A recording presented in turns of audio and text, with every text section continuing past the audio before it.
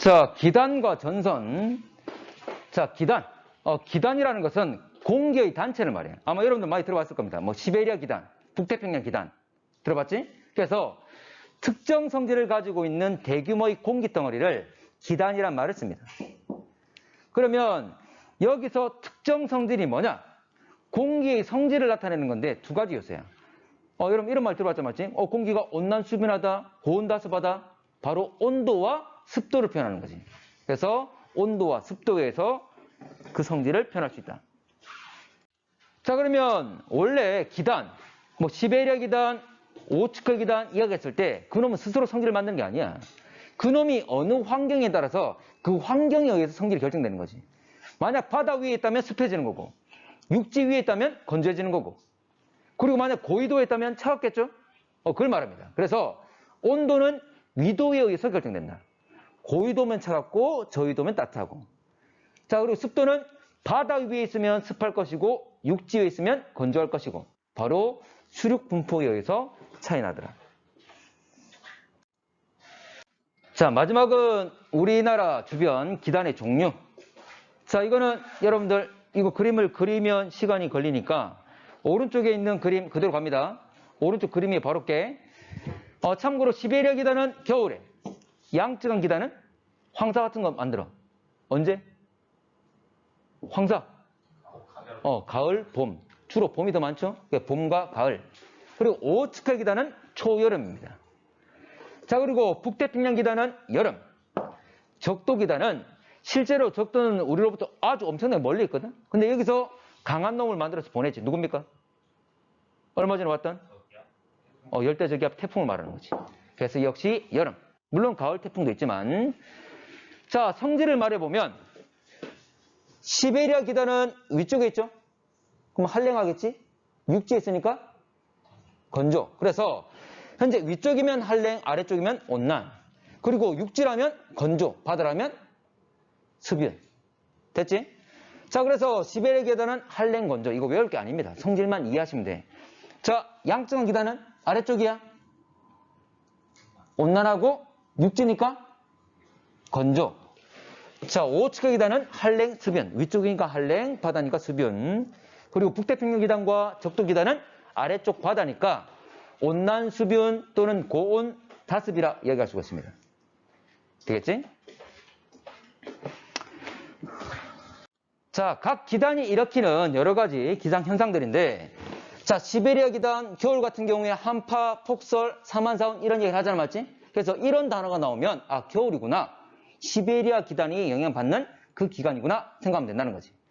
자, 사만사온 들어봤습니까? 삼한. 3일은 춥고 4일은 따뜻하고 이 말이거든. 자, 겨울이라 하더라도 추울 때도 있지만 날씨가 풀릴 때가 있잖아. 그래서 춥긴 춥지만 상대적으로 덜 추운 그 시기를 말하는 거지. 그래서 이렇게 반복적으로 나타나는 거 우리가 사만사온이라지. 자, 양쯔강 기단은 아까 했던 황사 그리고 이동성 고기압이 발달합니다. 이동성 고기압은 다음 시간에 한번 설명할게. 이동성 고기압. 자, 그리고 오츠크 기단은 높새바람. 들어봤습니까? 팬 현상. 원래 뭐냐면 태백산맥을 바람이 넘어가면서 고온 건조가 되는. 그래서 영서지방 이 지역에 많은 농작물에 피해를 주는 건 말이에요. 이것도 다음 시간에 한번 하겠습니다.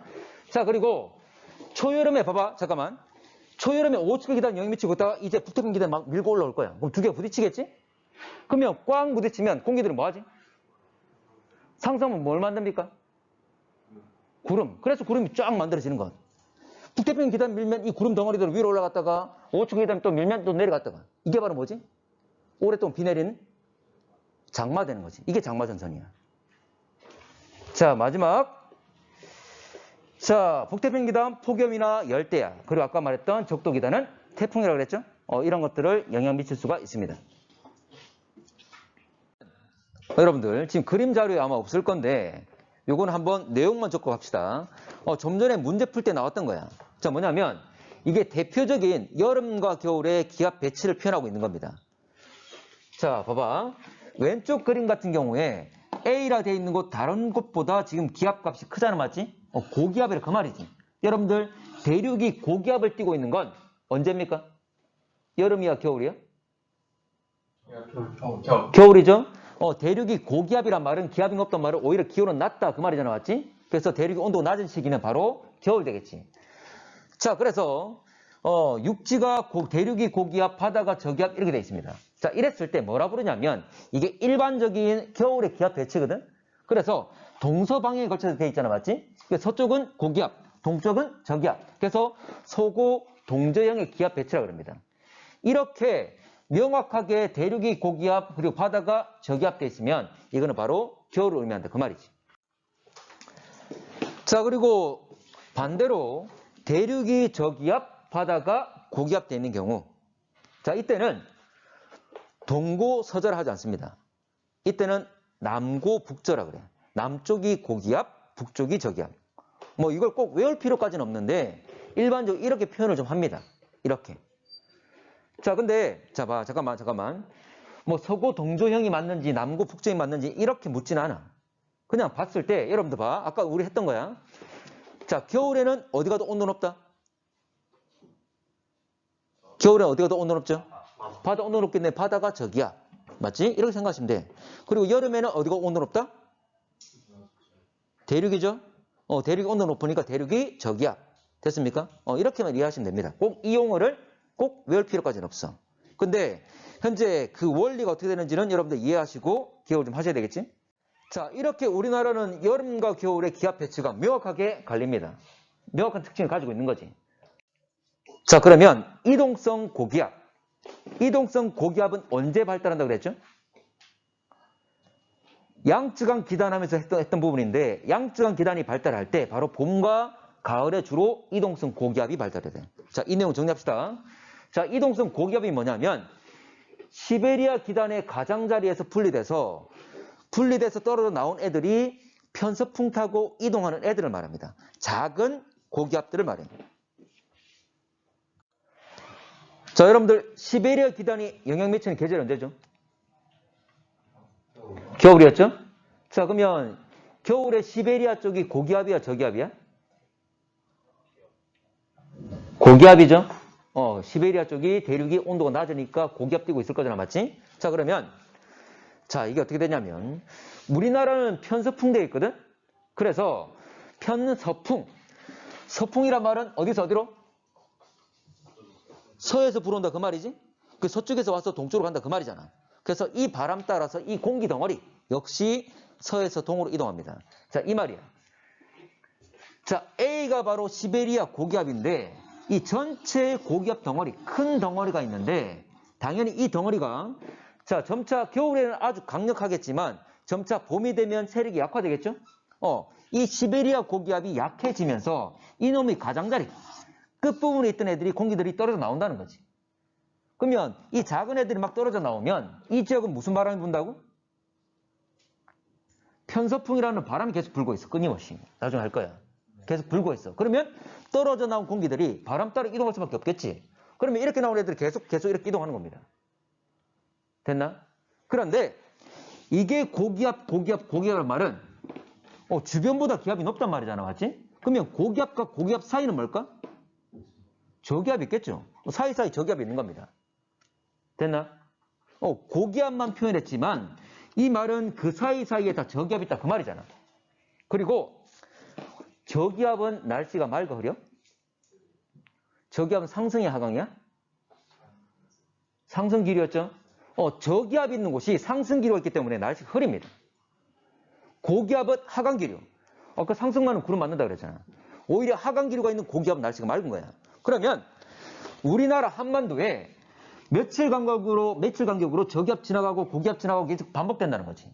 그러면 저기압 지나갈 때 우리나라 날씨는 흐리고 고기압 지나갈 때는 맑고 이 날씨 변화 심하다 그 말이야. 여러분들 가을은 좀 약한데 봄에 기억날지 모르겠지만 3월달 4월달에 주말만 되면 비가 와. 이번 주말에 비 왔는데 다음 또 비 와. 이런 일 기억날지 모르겠다. 아마 이 수업을 1학기 때 했다면 기억이 딱 날 건데 날씨 변화 심합니다. 바로 이 이야기 때문이야. 됐나? 자, 그래서 날씨가 맑고 흐리고가 계속 반복적으로 된다 그 말입니다. 그래서 날씨 변화가 심하다는 말을 쓰는 거야. 자, 그래서 현재 봄이나 가을에 날씨 변화가 아주 심하게 나타나게 되는 겁니다. 며칠 간격으로. 실제로 여러분 되돌려 생각해 보면 여름이나 겨울 그런 일이 별로 없습니다. 여름 같은 경우에 갑자기 소나기 내리는 일은 있지만 지표 과열 때문에 이렇게 며칠 간격으로 비가 몇 시간 동안 내리고 또 맑아지고 이런 일이 생기지 않는다는 거지. 자, 이게 지금 현재 보면 봄과 가을의 기압 배치입니다. 아까 보면 겨울과 여름 같은 경우에는 대륙과 바다에 극단적으로 딱 기압 배치가 딱 되잖아, 맞지? 근데 이렇게 복잡하게 나오는 경우는 이게 바로 봄과 가을에 나타나는 형태라는 거지. 되겠나? 자, 팬 현상. 또 정리한 게 있습니다. 이 그림 있죠? 자, 팬 현상, 높새 바람을 말합니다. 자, 높새 바람, 팬 현상은 어느 기단이었죠? 오호츠크의 기단입니다. 초여름에. 자, 원래 팬 현상이라는 게 뜻이 이렇습니다. 원래 정의가 공기가 산을 넘고 난 뒤에 그 공기의 성질이 고온, 건조화되는 것. 온도는 올라가고 좀 더 건조화되는 것. 습도가 낮아집니다. 이걸 바로 팬 현상이라고 그래요. 다른 말로 우리가 현재 보면 많이 써왔던 게 높새 바람이었지. 이걸 높새 바람이라 한다. 근데 고온, 건조화되려면 단순하게 공기가 산만 넘으면 안 됩니다. 산을 넘는 과정에서 반드시 강수 과정이 있어야 돼. 참고로 봐봐. 잠깐만. 바람이 오다가 산맥에 부딪히면 상승하겠죠? 상승만 하면 뭘 만들어? 구름 만들지. 근데 단순하게 구름 만들어지고 만약 비가 안 내리면 공기 성질도 똑같습니다. 근데 이 구름에서 만약 비가 내려가지고 자기가 가지고 있는 물을 잃어버리면 공기가 산을 넘고 난 뒤에 건조화된다 그 말이야. 기온도 올라갑니다. 이게 바로 높새바람. 되겠지? 자, 그래서 여기 보면 이게 바로 아까 오호츠크의 기단 때문에 생긴다 그랬는데 여러분들 영서지방, 영동지방 들어봤습니까? 영서와 영동. 나중에 문제 풀다 보면 이 단어들이 나오는 경우가 있어. 영서지방, 영동지방. 들어본 적 없나? 자, 여기서 영. 자, 해령이 뭐였죠? 해령. 바다의 산맥이었죠? 맞나? 그러면 이 말은 이거야.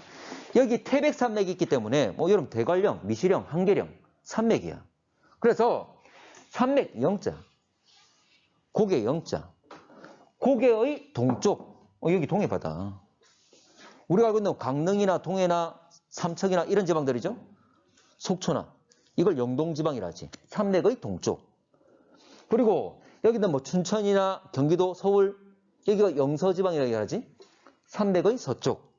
자, 그러면 태백산맥이 쭉 펼쳐져 있으면 우리 부산이나 경남 같은 경우에 산맥의 남쪽에 있죠? 그럼 뭐랍니까? 영남지방이라 하는 거잖아. 전라도 같은 경우에는 충청도에 호수가 많거든. 호수의 남쪽이니까 호남지방이라 하는 거지. 되겠나? 자, 영동, 영서 이렇게 얘기를 하는 겁니다. 이런 단어들이 가끔 나와. 지금 오호츠크의 기단이기 때문에 얘기하는 거야. 참고로 오호츠크의 기단은 우리나라의 북동쪽에 위치하고 있죠? 그러면 이 오호츠크의 기단의 공기들이 막 넘어 내려오게 되면 어쨌거나 우리 한반도보다는 동쪽이기 때문에 현재 오른쪽에서 왼쪽으로 넘어갈 수밖에 없다. 동에서 서로 넘어갈 수밖에 없다. 됐나? 그러면 실제 이 영동지방에는 평야가 많지 않습니다. 거의 없습니다. 근데 영서지방에는 평야가 많아. 논밭이 많다 그 말이지. 그러면 고온 건조된 바람이 막 와버리면 농작물 어떻게 될까? 많이 바짝 말라 죽어버리겠지. 피해가 상당히 큽니다. 이게 높새바람. 됐지?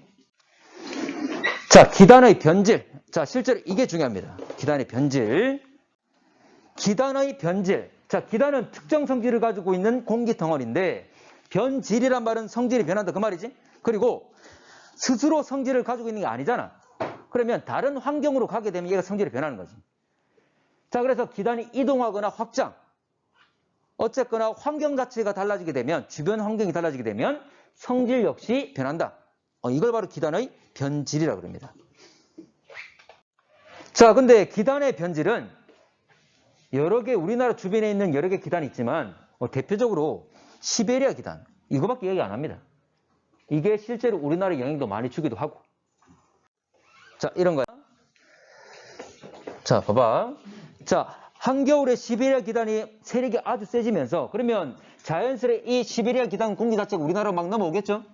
자, 넘어온다. 그러면 이 찬 공기 자체가 우리나라 쪽으로 밀려 들어온다. 그 말이 되겠지. 그러면 이 넘어오는 과정에서 이 서해 바다를 건너서 오겠죠?